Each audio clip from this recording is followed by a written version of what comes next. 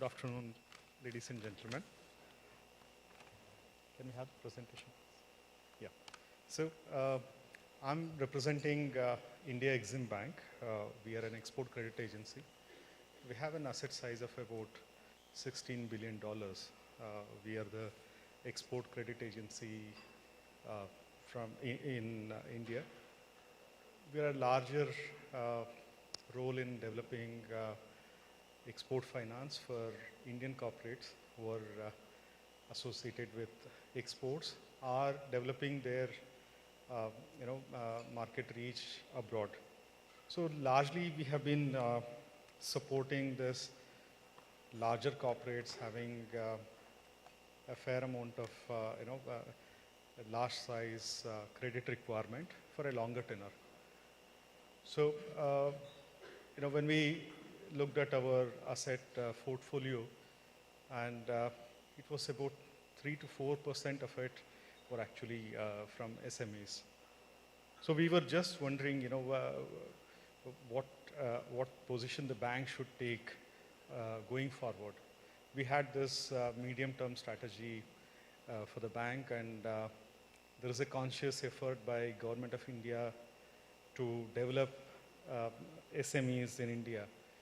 So the strategy document outlined about 15% of our asset size should come from SMEs. So naturally, we tried to ascertain why we should be in this particular space, why SMEs, and how a DFI, ECA like India Exim Bank be in this particular space. So I'm trying to take you through those questions we asked and how we found a little bit of an answer for our questions and how we are trying to support SMEs in this context. So to start with, MSMEs, I'm including micro in this particular figure. At least in the context of India, they contribute nearly 50% contribute to 50% of India's exports. The number is pretty significant for all other comparable economies as well. So as an export credit agency, it makes sense to look at SMEs in a more focused manner. Even when we take their contribution to the whole economy, irrespective of the kind of economy, be it developed market or a developing economy, third world countries, SMEs had been contributing to a larger extent in all the countries. So they employ a good number of people. In fact, there is well-established studies in what factor they provide jobs, and for a dollar investment, they provide the best possible multiple on the jobs front. So then why, and before that, what exactly is bothering the MSMEs, particularly in the international trade? So we try to assess this part. Basically, there is a good part of international trade happens with an absence of a structured trade instrument.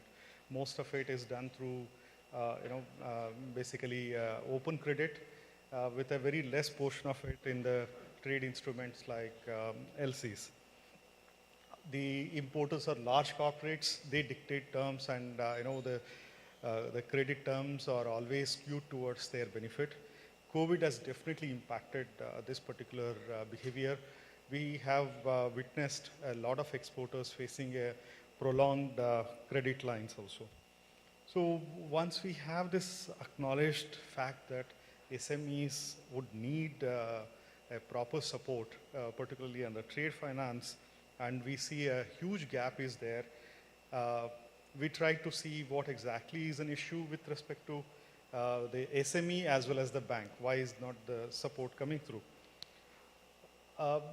When we had this analysis, the first thing which came to our notice was most of SMEs are actually a first generation entrepreneur. So it's a one-man army with a person taking the lead on production, marketing, and the finance is last of his botheration. So there's a little lesser knowledge on how to arrange for finances, what need to be done, and then definitely there is a lack of collateral.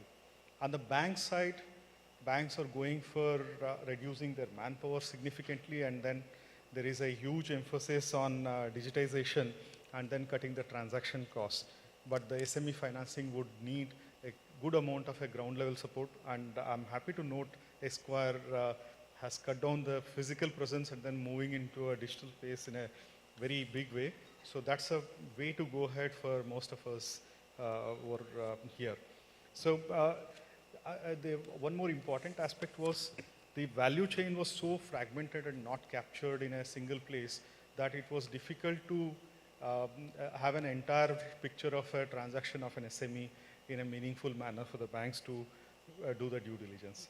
So with all this, COVID struck, and then we saw Government of India jumping to the rescue of this particular sector. They had announced quite a lot of measures. One very important program was the Export Credit Guarantee Scheme, wherein nearly 40 to 50% add-on credit was given with a guarantee provided by Government of India. So most of the banks extended credit generously to SME sector. Of course, the regulatory packages were rolled out, providing moratorium, extended credit period, and then capitalizing the interest cost as well.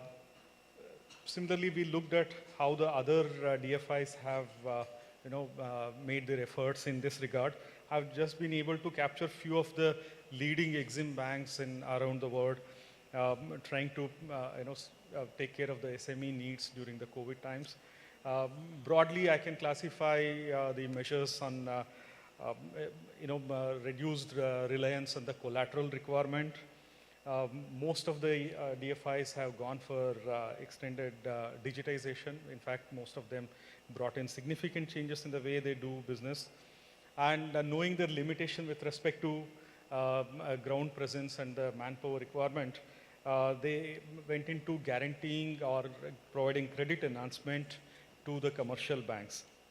There were special programs also rolled out, and net interest margins were lowered, at least particularly with respect to the SMEs, very consciously.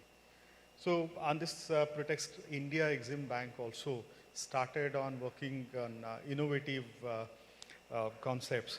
One such thing was the trade assistance program, where India's exports were limited by the unfamiliar relation with respect to many of the banks in the developing world. Say some of the banks operating in, say, sub-Saharan Africa, issuing a trade instrument like LC was not confirmed by a commercial bank in India. And usually there was an expectation of a confirmation by a Class A bank, which would definitely add significantly to the cost. Keeping this in mind, Exim Bank had started this program. Here we guarantee the trade instrument so that the fallback for the Indian commercial bank is basically on the India Exim Bank, and the commercial banks in India can go ahead with the letter of credit or a bank guarantee issued by a bank in a developing world. So this program is gaining traction. We have an target of reaching out to nearly 54 countries with around 250 partnering banks.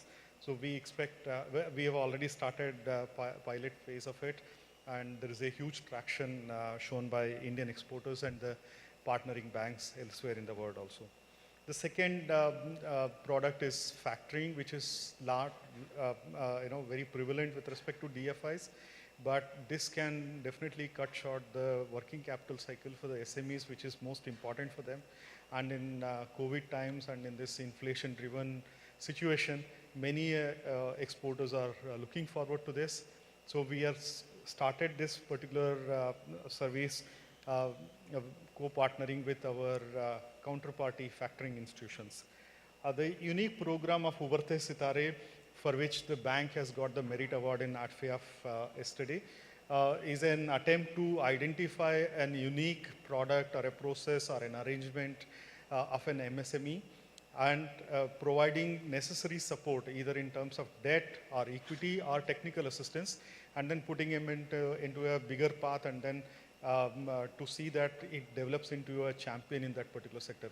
We have developed quite a few of such SMEs, and they are on a path to chart their own destination, and we are very happy to be part of that. We are also providing a lot of marketing and then technical assistance support to the cooperatives or collectives which are working with the ground level artisans.